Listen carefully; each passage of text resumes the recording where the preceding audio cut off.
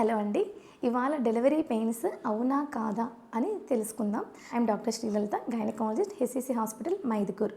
Delivery pains అనేవి once start అయినాయి అంటే మీరు రెస్ట్ తీసుకున్నా లేదంటే పెయిన్ తగ్గడానికి ఏదైనా మెడికేషన్ తీసుకున్నా కానీ అది తగ్గకుండా గ్రాడ్యువల్గా ఇంక్రీజ్ అవుతూ ఉంటాయి. అంటే వన్స్ మీరు స్టార్ట్ అయిన తర్వాత ఒక 1 అవర్లో 1-2 టైమ్స్ వచ్చిన పెయిన్స్ గ్రాడ్యువల్గా ఇంక్రీజ్ అయ్యి 10 మినిట్స్లో 2-3 టైమ్స్ రావడము.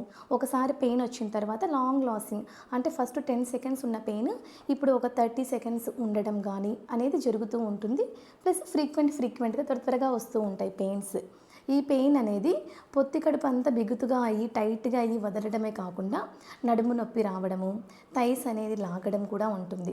వీటితో పాటు కొంతమందికి ఉమ్ము నీరు అనేది లీక్ అవ్వడం కానీ, ఇట్లా వైట్ డిశ్చార్జ్తో పాటు కాస్త బ్లడ్ మిక్స్ అయ్యి వస్తుంది, దాన్ని షో అంటాం.